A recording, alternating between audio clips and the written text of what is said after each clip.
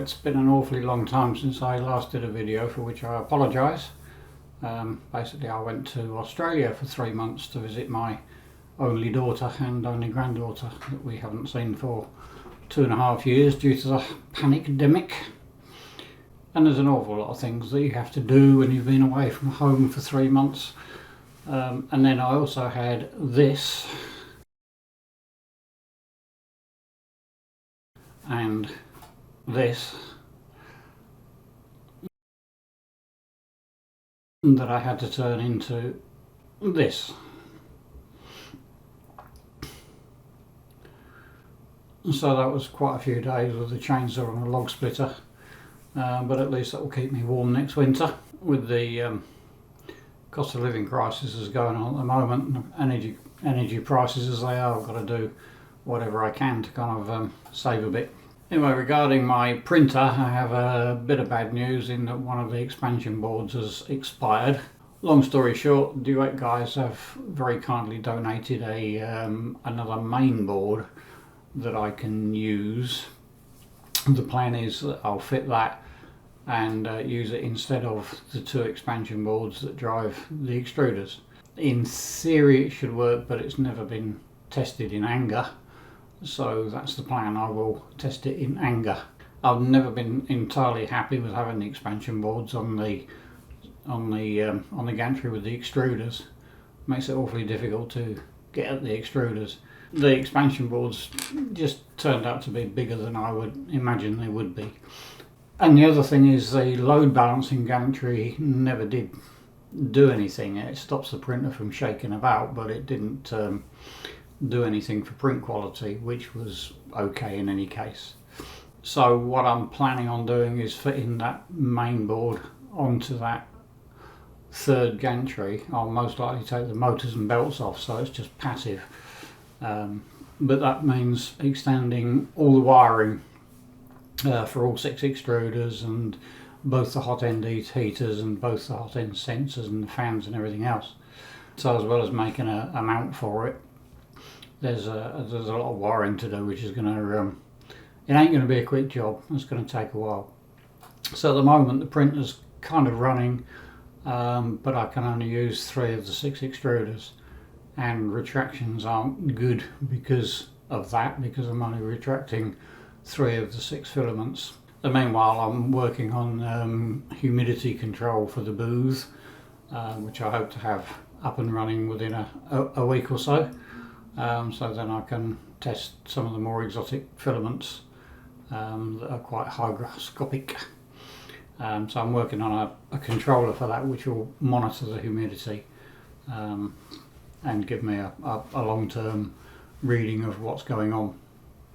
So should have an update for that in a couple of weeks thereabouts. So on the subject of the cost of living crisis and energy crisis that we seem to be going through at the moment, I've got to, as I said before, I've got to do whatever I can to kind of mitigate that.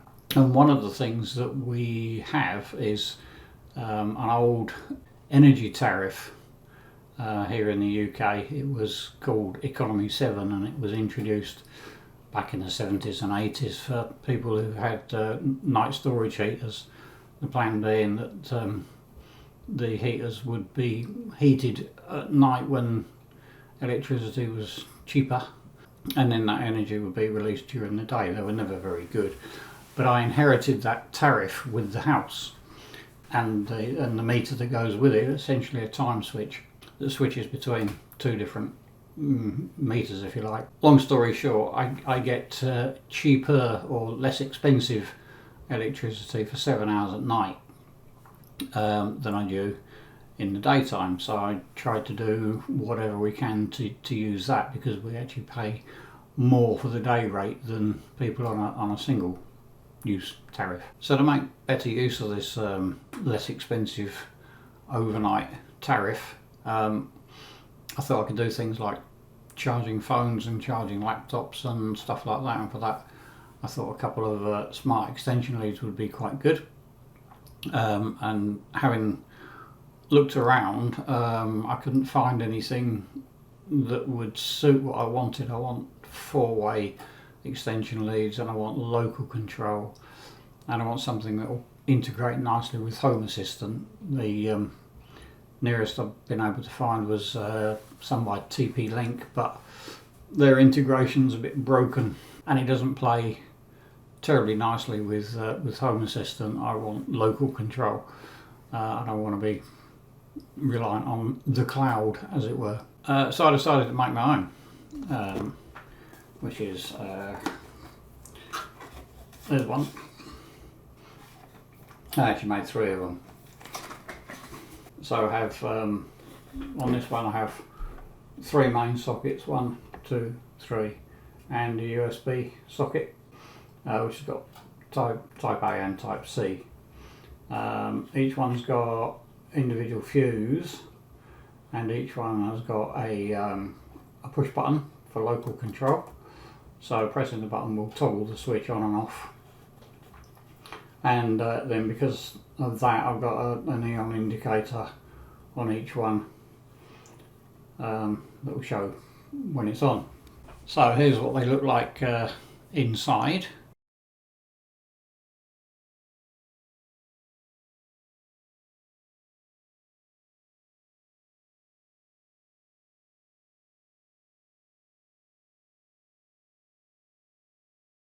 Initially I was going to use sort of surface mount boxes and some ordinary sockets and relays and things, but it got big and chunky. So I use these this modular wiring system. So these are individual modules that then clip in to the lid. So I made use of my 3D printer, and this is made from ASA plastic, and made that case. So effectively each one is individually fused. Reason mostly for that is that the 4-channel relay board, in theory they're rated at 10 amps, the contacts. I don't necessarily trust those cheap relay boards. Maybe the relay contacts might take 10 amp, but will the copper trace on the circuit board also take 10 amp? I don't know, maybe, but to be safe, I wanted to put like 3 or 5 amp fuse in each individual socket, and then of course the plug itself has a 13 amp fuse in it. So I say I made 3. The idea being that one will be in the lounge that my wife can use, and one will be in my study, and one in the garage. So the one in the lounge and the study have got these USB chargers built in, and the one in the garage has just got 4 sockets. So the other thing that happened when we got back from Australia is that my wife had left her laptop on charge or plugged in for 3 months. So I had to put a new battery in her laptop. And also we're not terribly good at disconnecting phones when they've reached their charge, and I've read that you shouldn't kind of overcharge them. So I wanted to be able to control that a bit better. So essentially I've got 4 sockets which are switched by 4 relays, and the relays are controlled by an ESP32 module. Each socket can be controlled locally by pressing a button, and that will toggle it on or off. Basically it's just using a GPIO pin on the ESP32. It's not an actual button connected to the socket itself. That just sends a signal to the ESP32, and the ESP32 switches the relay, switches the plugs on. So pressing the button will toggle it. If it's off, it will turn it on. If it's on, it will turn it off. So that's all fine and dandy for local control. And then in Home Assistant I have set up a number of automations. So the first one is all the sockets will get turned on at 2 in the morning. Because of this tariff, it's 7 hours of cheaper or less expensive electricity, but it's difficult to find out exactly when that period of time starts and when it ends. It varies different parts of the country, and it can also vary with British summertime versus Greenwich Mean Time. Basically you could find out that if I turn them on at 2 AM it's pretty much guaranteed it's going to be on the cheaper rate, and if I turn them off at 6 it's pretty much guaranteed it won't have gone on to the more expensive rate at that time. So in terms of automations, all 4 sockets on all 3 extension leads get turned on at 2 in the morning, with a caveat, providing somebody is home. So we also have the Home Assistant app on both of our phones.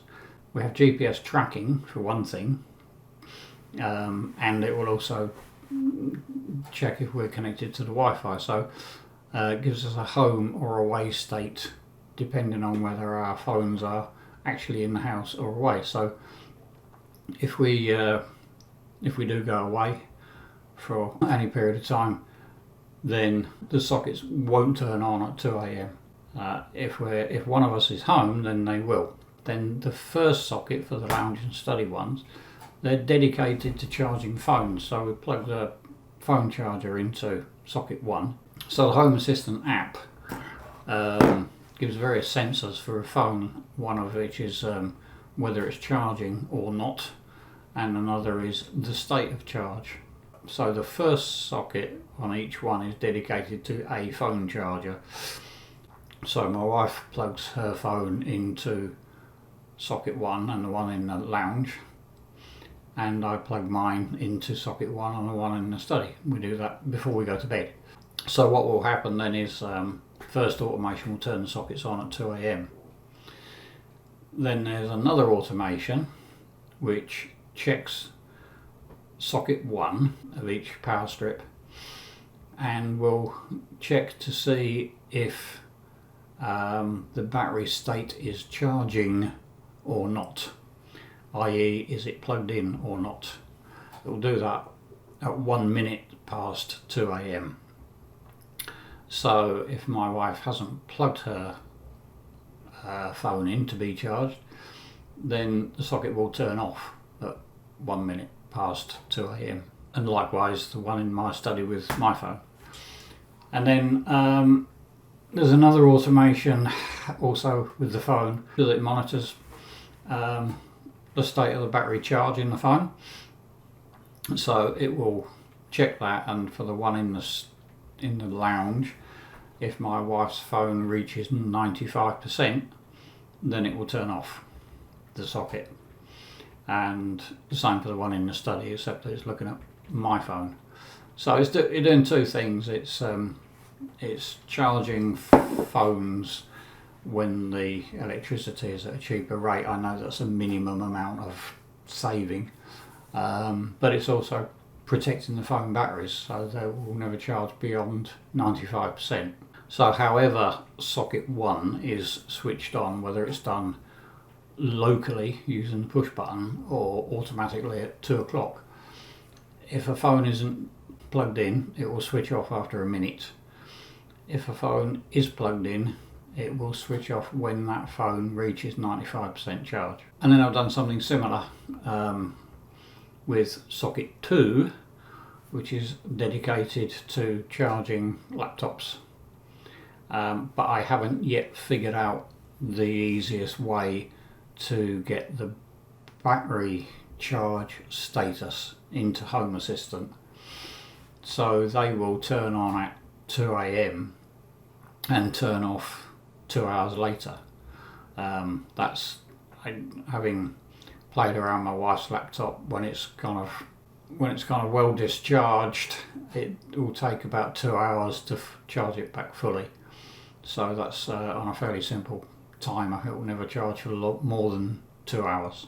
And then all the other sockets will simply switch on at 2 a.m. and off at 6 a.m. Providing one or more of us is at home. So the one in the garage, I have no need to charge any USB devices in the garage, but I do charge power tools. So if I'm using my 36 volt circular saw or 18 volt drill drivers or something, I plug the battery chargers into that strip, and then they will charge overnight using the cheaper rate.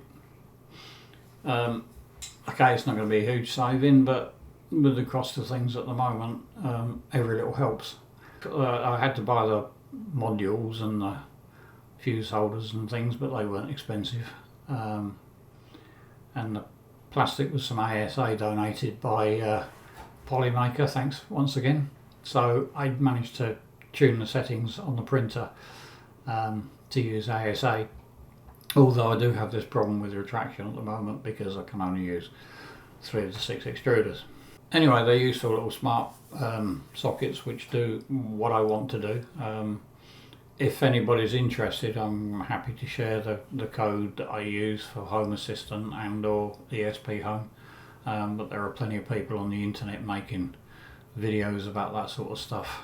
I won't bother going into detail on this channel. So that's about it for now. I'm currently printing a case for the humidity controller that I have made, which is going to have an LCD display on the front so I can see at a glance. It's going to monitor humidity, temperature 24/7. But I'll talk about all my humidity control in the next video. So thanks for watching and see you again soon. Bye.